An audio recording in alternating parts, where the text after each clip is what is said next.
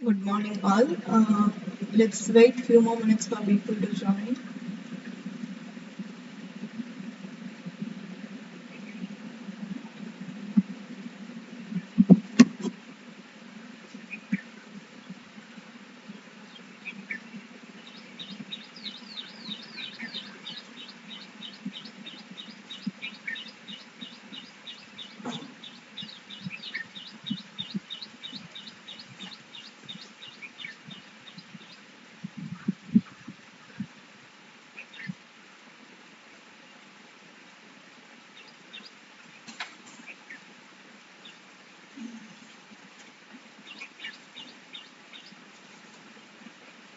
Okay, in the chapter 2, let's going to see about people as a resource.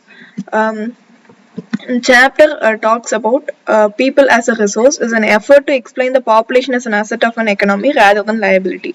அதாவது மக்கள் தொகை அப்படிங்கறது வந்து ஒரு அசட்டா பார்க்கிறோம் எக்கனாமில, liability-யா பார்க்காம population அப்படிங்கறது வந்து human capital-ஆ இருக்கு. ஓகேங்களா? becomes a human capital when there is an investment made in the form of education, training, medical care. இது எல்லாத்துக்காகவும் நம்ம வந்து பாப்புலேஷனை வந்து நம்ம ஹியூமன் கேபிட்டலா பார்க்கிறோம். ஓகேங்களா? In fact human capital is a stock of skill and productive knowledge embedded in them. என்ன சொல்ல போனா இந்த ஹியூமன் கேபிட்டல் அப்படிங்கிறது வந்து ஸ்கில், ப்ரொடக்டிவ் நாலேஜ் இது எல்லாத்தையும் சேர்த்து பார்க்கும்பொழுது ஹியூமன் கேபிட்டல் அப்படிங்கிறது வந்து இன்ஃபேக்ட் வந்து ஒரு ஸ்கில், நாலேஜ் இது எல்லாமே சேர்ந்ததுதான் அப்படின்னு வந்து நம்ம சொல்றோம். People as a resource is a way of referring to a country's working people in terms of their existing productive skills and liabilities. People வந்து ஒரு ரிசோர்ஸா பார்க்கும் பொழுது ஒரு கண்ட்ரியோட ஒர்க்கிங் பீப்புளை வந்து நம்ம என்ன சொல்றோம்னா ப்ரொடக்டிவ் ஸ்கில்ஸ் அண்ட் எபிலிட்டிஸ் இருக்கிறதா நம்ம பார்க்கிறோம். Looking at the population from their productive aspect emphasis is the ability to contribute to the creation of gross national product. அதாவது வந்து ஒரு கண்ட்ரியோட டெவலப்மெண்ட்டுக்கு கிராஸ் நேஷனல் ப்ராடக்ட் கிரியேட் பண்றதுக்கு வந்து கான்ட்ரிபியூட் பண்றவங்களா இருக்கிறாங்க இந்த பாப்புலேஷன். ஓகேங்களா? Like other resources, population is also resource, human resource அப்படின்னு சொல்லுவோம். மற்ற வளங்கள் மாதிரி மனிதன் அப்படிங்கிறதும் வந்து ஒரு மனித வளம் அப்படின்னு வந்து நம்ம சொல்றோம். This is the positive side of large population that is often overlooked when we look only at the negative side.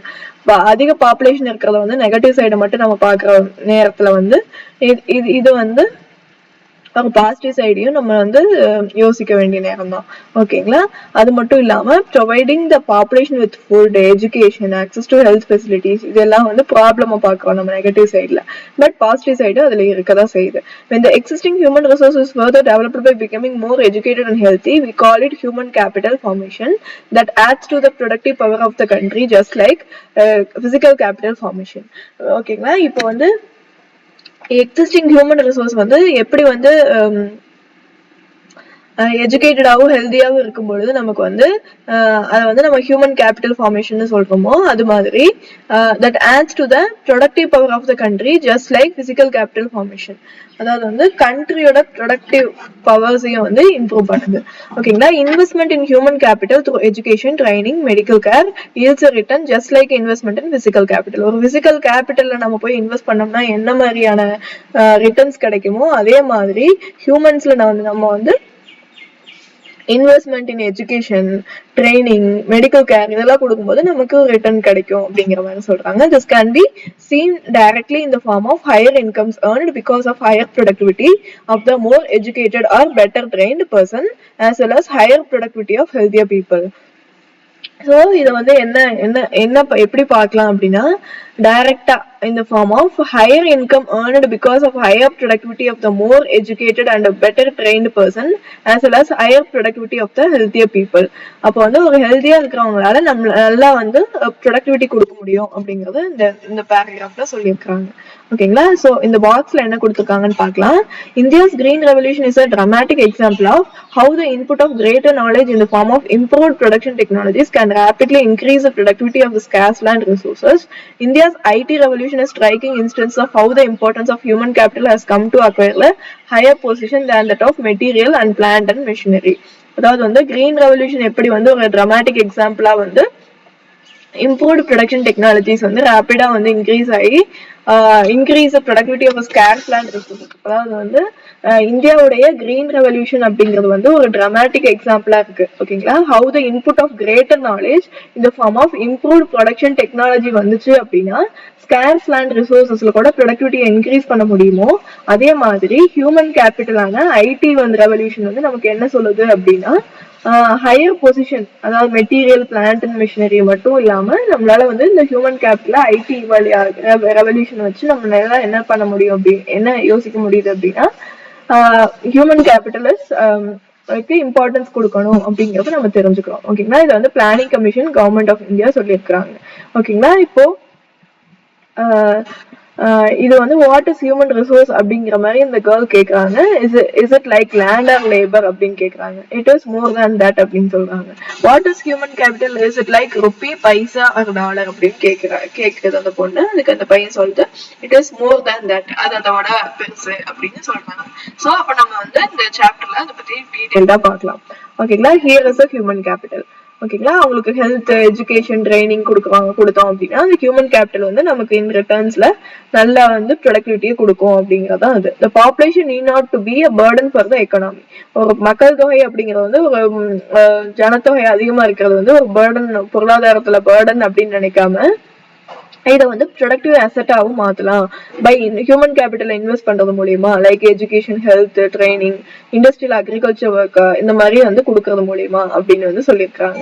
The following two cases illustrates how people can try to become more productive resource. அதே மாதிரி கீழே 2 case கொடுத்துட்டு இது வந்து எப்படி வந்து productive ரிசோர்ஸா வந்து மாறுது அப்படிங்கிறத சொல்லியிருக்காங்க. Story of Sakal. அதாவது வந்து there are two friends, Vilas and Sakal இருக்காங்க ஒரே வில்லேஜ்ல. சக்கல் வந்து 12-year-old பாய். அவங்களோட மதர் ஷீலா வந்து டொமஸ்டிக் சோர்ஸ் வந்து பாத்துட்டு இருக்காங்க. அவங்க ஃபாதர் வந்து அக்ரிகல்ச்சர் ஃபீல்ட்ல ஒர்க் பண்றாங்க. அப்ப சக்கல் வந்து ஹெல்ப் பண்றாங்க அவங்க மதருக்கு டொமஸ்டிக் சோர்ஸ்ல. He also looked after his younger brother G2 and C2. His young uncle Shyam has passed the matriculation examination but was sitting idle in the house as had no job. அவங்களுக்கு வேலை இல்லை.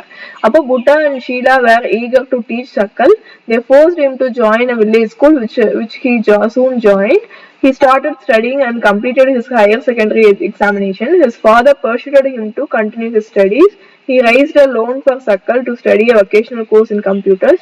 Sakkal was meritorious and interested in studying from the beginning. With the great vigor and enthusiasm, he completed his course.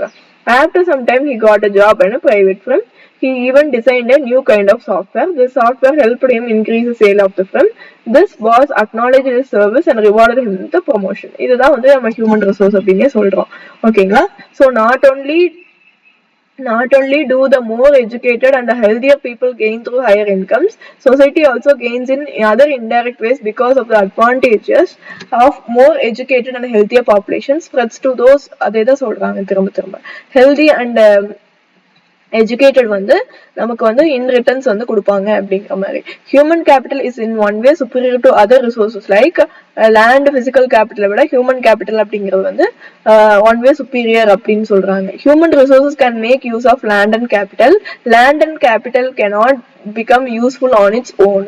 லேண்டும் கேபிட்டலும் வந்து அதுவாகவே வந்து use பண்ணிக்க முடியாது. For many decades in India a large population has been considered as a liability rather than asset. நம்ம வந்து already பார்த்தோம், லயபிலிட்டியா தான் பாக்குறாங்க அப்படின்னு சொல்லிட்டு. அப்படி பார்க்காம அது வந்து ஒரு அசெட்டாவும் நம்ம பார்த்தோம் அப்படின்னா ஹெல்த், எஜுகேஷன், ட்ரைனிங் எல்லாம் கொடுக்கறது மூலியமா நம்ம வந்து ஹியூமன் கேபிட்டல்ல இருந்து நல்ல வந்து ரிட்டர்ன்ஸ் வந்து ப்ரொடக்டிவிட்டி வந்து இன்க்ரீஸ் பண்ண முடியும் அப்படிங்கறத இந்த ஸ்டோரியில சொல்றாங்க. ஓகேங்களா?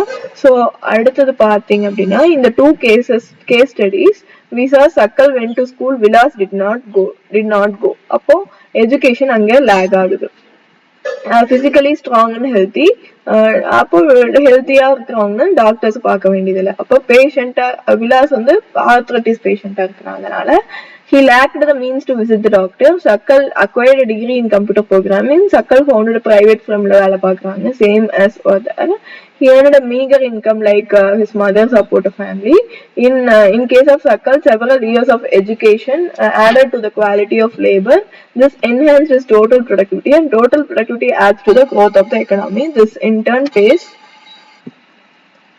individual through the salary or in some other form of his choice. அப்போ in case of villas பாத்தீங்க அப்படின்னா there could not be any education or health care in the early part of his life.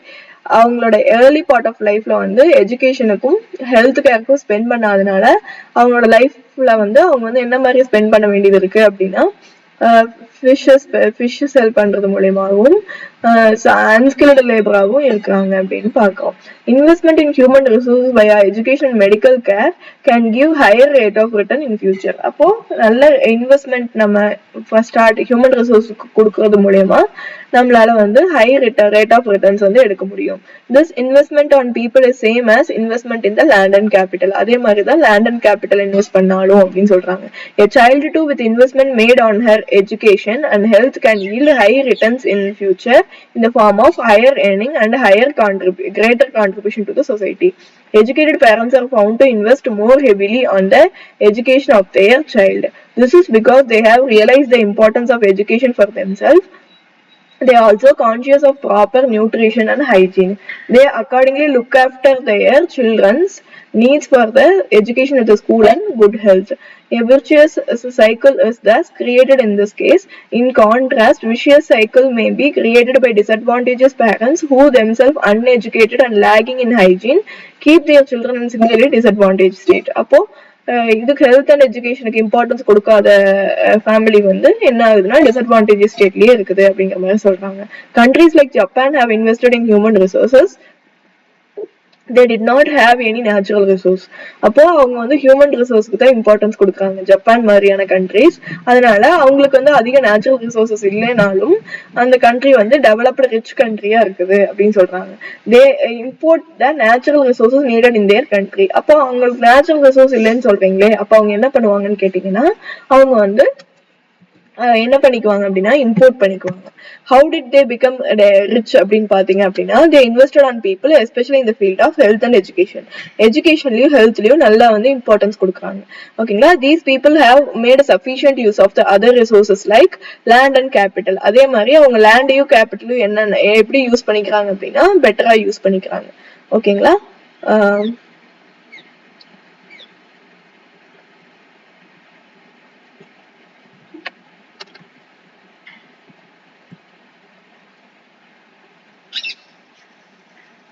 So they import the natural resources needed in the country. அப்போ அவங்க தேவையான natural resources import பண்ணிக்கிறாங்க அப்படின்னு பார்த்தோம். How did they become rich and developed அப்படின்னு பாத்தீங்க அப்படின்னா especially people invest பண்றது மூலமா. ஓகேங்களா. ஃபீல்ட் ஆஃப் எஜுகேஷன் ஹெல்த்ல இன்வெஸ்ட் பண்றது மூலமா இந்த பீப்புள்ஸ் என்ன பண்ணிக்கிறாங்க அப்படின்னா made efficient use of other resources like land and capital. லேண்டையும் கேபிட்டலையும் எஃபிஷியன்டா யூஸ் பண்ண முடியுது அவங்களால. அந்த எஃபிஷியன்சி அந்த technology evolved by people have made these countries rich and developed.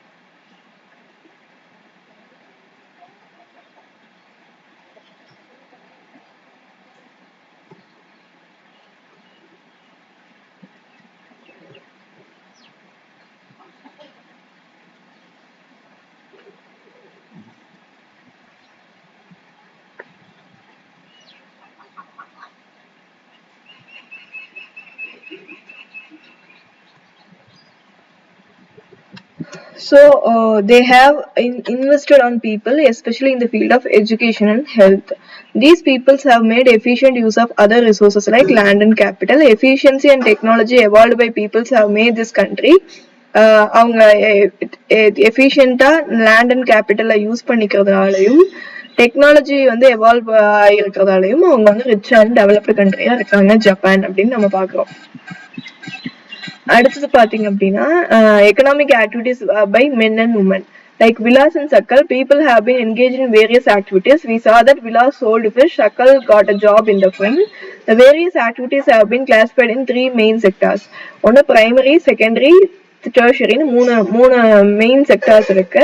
இதுல பிரைமரி செக்டார்ஸ் அப்படின்னு எதெல்லாம் சொல்றோம்னா agriculture, forestry, animal husbandry, fishing, poultry farming, mining, quarrying, அது எல்லாமே வந்து நம்ம பிரைமரி செக்டர்னு சொல்லுவோம்.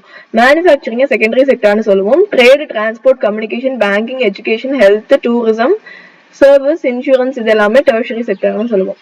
ஓகேங்களா? இந்த செக்டர் வந்து கூட்ஸ் அண்ட் சர்வீஸ் வந்து ப்ரொடியூஸ் பண்ணுது. ஓகேங்களா? இந்த ஆக்டிவிட்டிஸ் வந்து என்ன பண்ணுது அப்படின்னா நேஷனல் இன்கம்க்கு வேல்யூ ஆட் பண்ணுது. ஓகேங்களா? இந்த ஆக்டிவிட்டிஸ் வந்து எக்கனாமிக் ஆக்டிவிட்டி அப்படின்னு சொல்லுவோம். எக்கனாமிக் ஆக்டிவிட்டியை ரெண்டா பிரிக்கலாம். ஒன்னு வந்து மார்க்கெட் ஆக்டிவிட்டி, இன்னொன்னு நான் மார்க்கெட் ஆக்டிவிட்டி.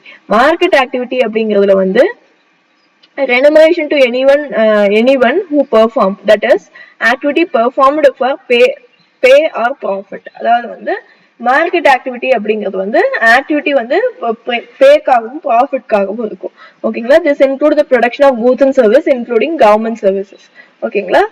ஸோ அதுதான். அடுத்து நான் மார்க்கெட் ஆக்டிவிட்டிஸ் எடுத்துக்கிட்டோம் அப்படின்னா production for self consumption. Non market activities அப்படிங்கிறது வந்து செல்ஃப் கன்சம்ஷனுக்காக எடுத்துக்கிறது. ஓகேங்களா?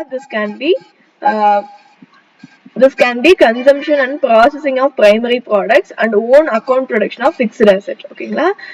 ஸோ அதான் சொல்றாங்க, இந்த consumption and processing of primary product. ஓகேங்களா? இப்போ அந்த நான் மார்க்கெட் ஆக்டிவிட்டியில எது வருது அப்படின்னா நாம கன்சியூம் பண்ணிக்கிறதும் அந்த பிரைமரி ப்ராடக்ட்ஸை ப்ராசஸிங் பண்றதும் account of production of fixed asset இது எல்லாமே வந்து வருது. ஓகேங்களா? அடுத்தது பார்த்தோம் அப்படின்னா due to historical and cultural reasons there is a division of labor between men and women in the family. ஹிஸ்டாரிக்கலாவும் கல்ச்சரல் ரீசனுக்காகவும் there is a division of labor. men women அப்படின்னு வந்து division of labor இருக்கு.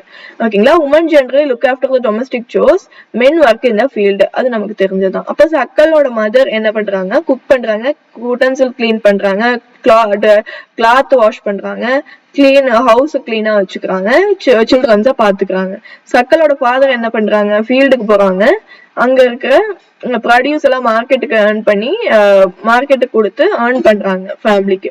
அப்ப Sheela is not paid for the service delivered for upbringing the family. அப்போ அவங்க வந்து ஃபேமிலியை பாத்துக்கிறதுக்காக எந்த ஒரு பேவும் அவங்க வாங்குறது கிடையாது, எந்த ஒரு அமௌண்ட்டும் வாங்குறது கிடையாது. அப்போ புட்டா earns money which he spends on rearing his family. அப்போ புட்டா அவங்க வந்து ஏர்ன் பண்ற மணியை ஃபேமிலிக்கு யூட்டிலைஸ் பண்ணிக்கிறாங்க. Women are not paid for their services delivered in the family. அப்போ அந்த புட்டா போய் ஃபார்ம்ல பார்த்த ஆக்டிவிட்டிஸ்க்கான ஏர்னிங்ஸ் கிடைக்கிற மாதிரி ஷீலா பாக்குற ஒர்க்குக்கான ஏர்னிங்ஸ் வந்து கிடைக்கிறது கிடையாது. ஓகேவா? So it's not paid. அதான் சொல்ல வராங்க. The household work done by women is not recognized in national income.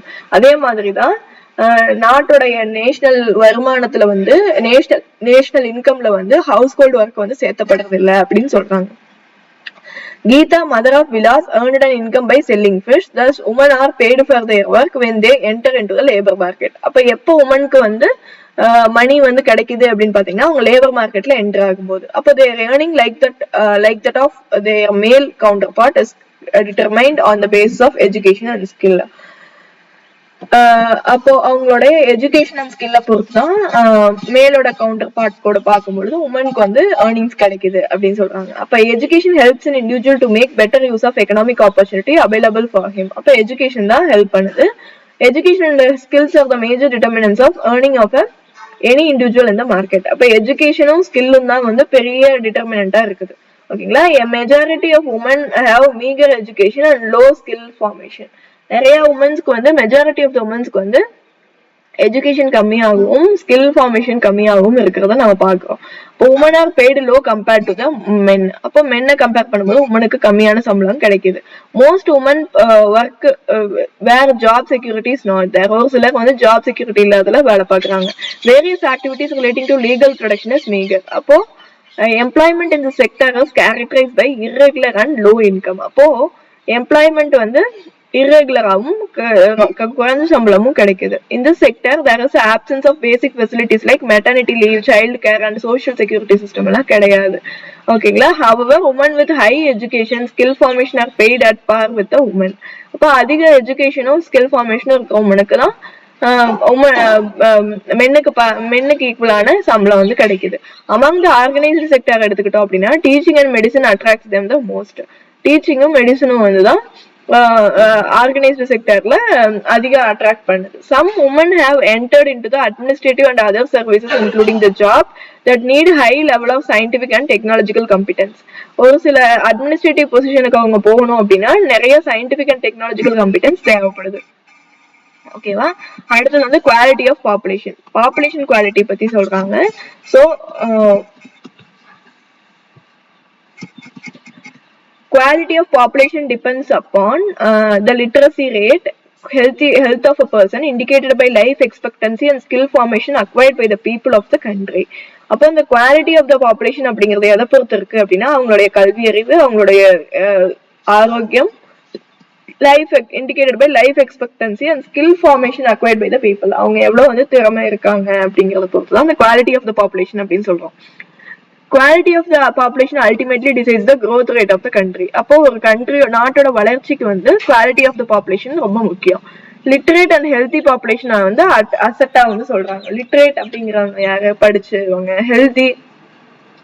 ஹெல்தியா இருக்கிறவங்க, இவங்க எல்லாம் வந்து சொத்து அப்படின்னு சொல்றாங்க. ஓகேங்களா. அப்ப எஜுகேஷன் பொறுத்தவரையிலும் சக்களோட எஜுகேஷன் வந்து இனிஷியல் இயர்ஸ்லயே வந்து லைஃப் வந்து போர் பண்ணி என்ன ஆயிடுச்சு அப்படின்னா அது fruits bore him the fruits in the later years in terms of good job and salary. அப்போ என்ன என்ன கிடைக்குது அப்படின்னா சக்களோட இனிஷியல் லைஃப்ல வந்து அவங்க குட் ஜாப் அண்ட் சேலரி வரைக்கும் எஜுகேஷன் ஹெல்ப்ஃபுல்லா இருக்கிற மாதிரி எஜுகேஷன் வந்து நம்ம இம்பார்ட்டன்ட் இன்புட்டா வந்து சக்களுக்கு நம்ம கொடுத்துருக்கோம் அப்படின்னு வந்து பாக்குறோம். ஓகேங்களா. It open the new horizon for him and provided a new aspiration, developed values of life. அப்போ இது வந்து ஒரு புதிய கோணத்தையும் ஒரு புதிய ஆஸ்பிரேஷன், டெவலப்டு வேல்யூஸ் எல்லாமே அவன் லைஃப் கொடுத்துருக்கு. Not only Sakal, education contributes towards the growth of the society.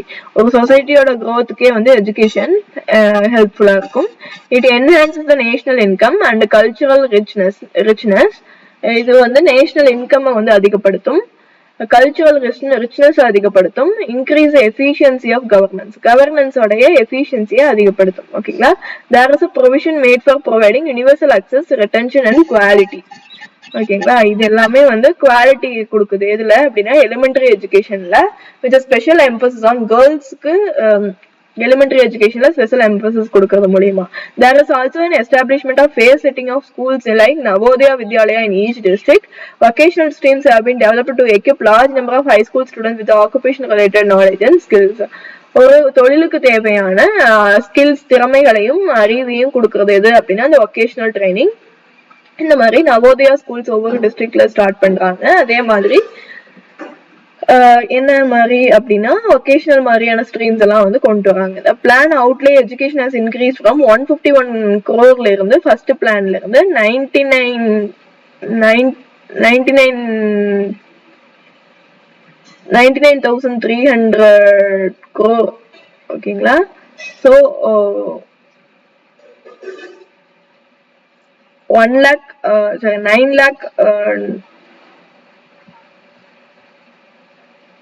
99,300 crore 2021-2020 இந்த இயர்ல மட்டும் ஃபர்ஸ்ட் பிளான் பண்ணிருக்காங்க. ஓகேங்களா. இப்ப எக்ஸ்பெண்டிச்சர் எஜுகேஷன்ல வந்து ஜிடிபி பர்சன்டேஜோட கம்பேர் பண்ணும்போது 0.6% 1951-52ல இருந்து 3.1% வந்து இன்க்ரீஸ் ஆயிருக்கு. Thus has remained stagnant around 3% from the past years. அப்போ ஸ்டாக்னண்டா இருக்கு அப்படின்னு சொல்றாங்க. ஓகேங்களா. அடுத்து வந்து the budgetary estimate.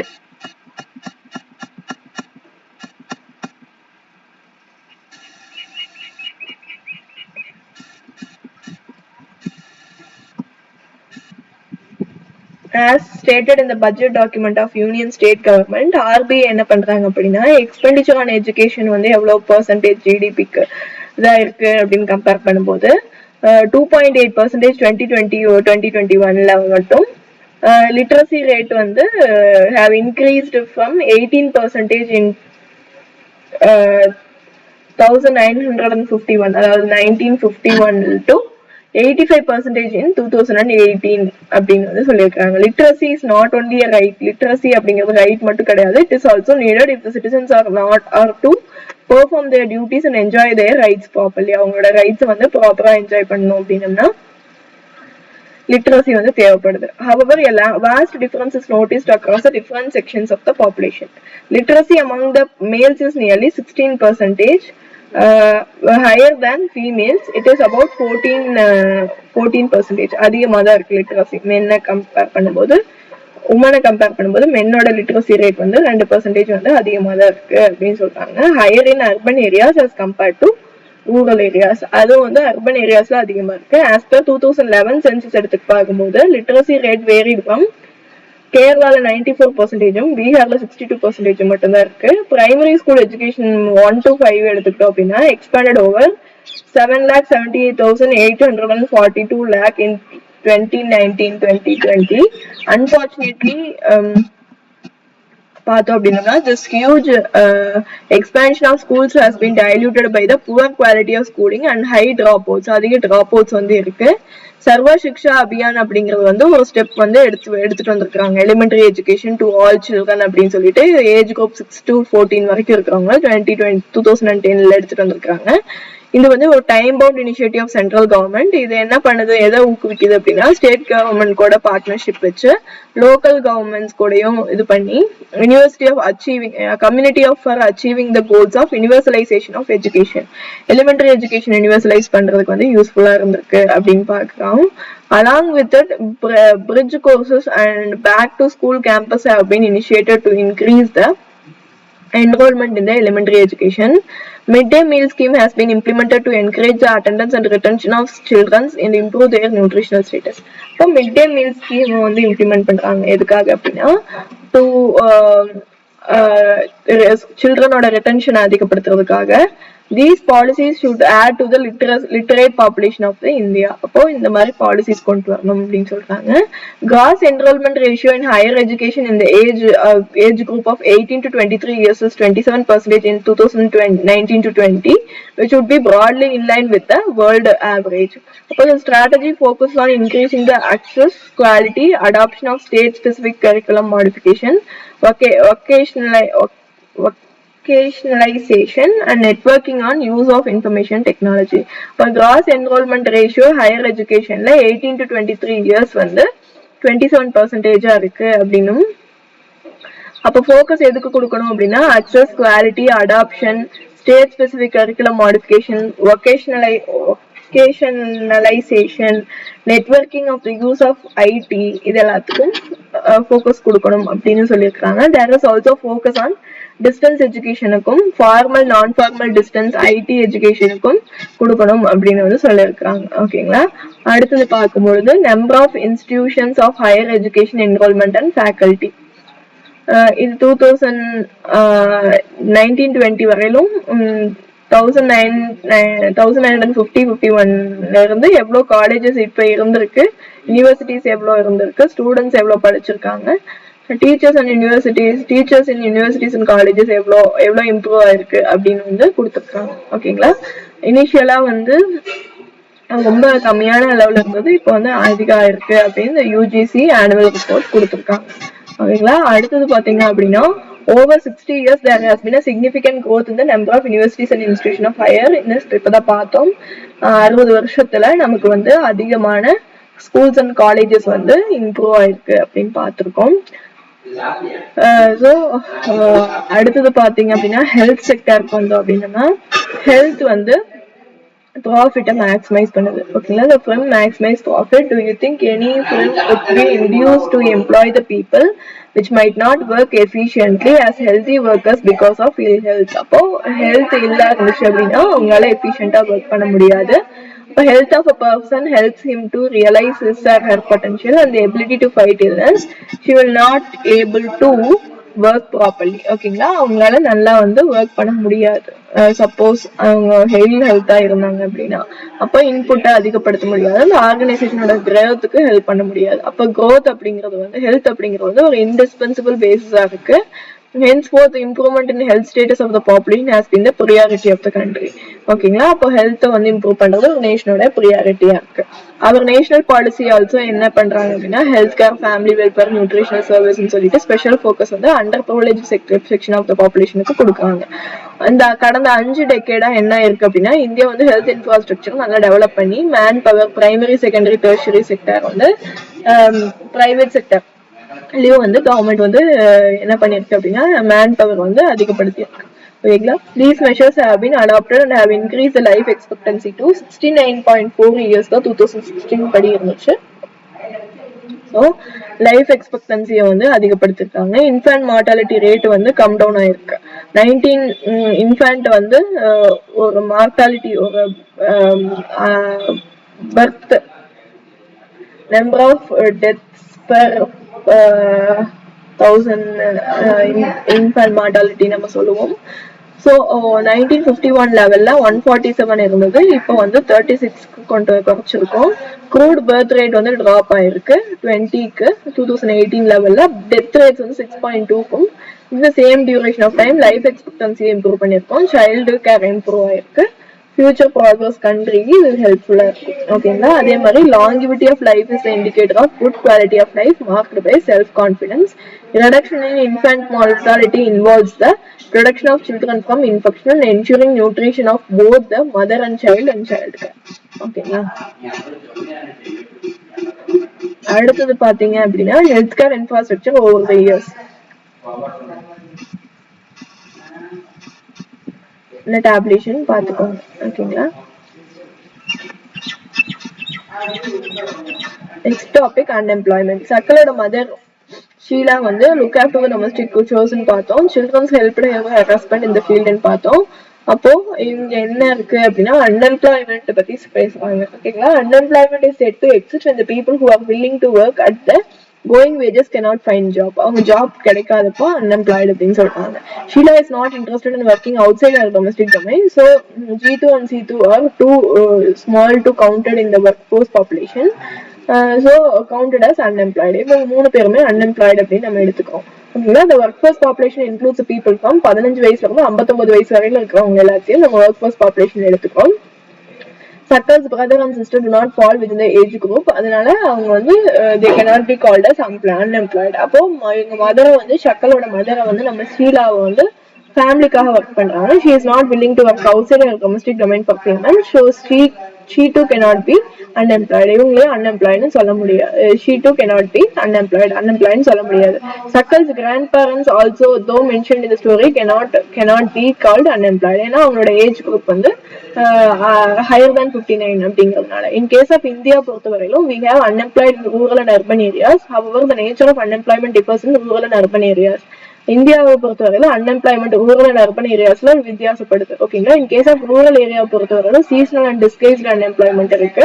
அர்பன் ஏரியாஸ்ல வந்து எஜுகேட்டட் அன்எம்ப்ளாய்மெண்ட் இருக்கு. ஓகேங்களா, seasonal unemployment happens when peoples are not able to find jobs some months of the year. ஒரு சில மாசங்கள் மட்டும் வேலை பார்க்க முடியல அப்படின்னா அது வந்து சீசனல் அன்எம்ப்ளாய்மெண்ட்னு சொல்லுவோம். அதே மாதிரி peoples depend upon agriculture usually face such kind of problem. ஒரு சில சீசன்ல வந்து நம்ம வந்து என்ன பார்ப்போம் அப்படின்னா இந்த சீசனல் அன்எம்ப்ளாய்மெண்ட் அக்ரிகல்ச்சர்ல ப்ரிவல் ஆயிருக்கிறத நம்ம பார்ப்போம். ஓகேங்களா, there are certain busy seasons in sowing, harvesting, weeding, threshing வந்து செஞ்சுட்டு இருப்பாங்க. இப்போ certain months do not provide much work to people depend upon agriculture. In case of disguised unemployment பொறுத்தவரை எடுத்துக்கிட்டோம் அப்படின்னா அந்த people appear to be employed மாதிரி இருப்பாங்க. And they have agriculture plot where they find work. This usually happens among the family members engaged in agricultural activity. The work requires a service of 5 people but engages 8. அதிகப்படியான பேர் அதுல வேலை பார்ப்பாங்க.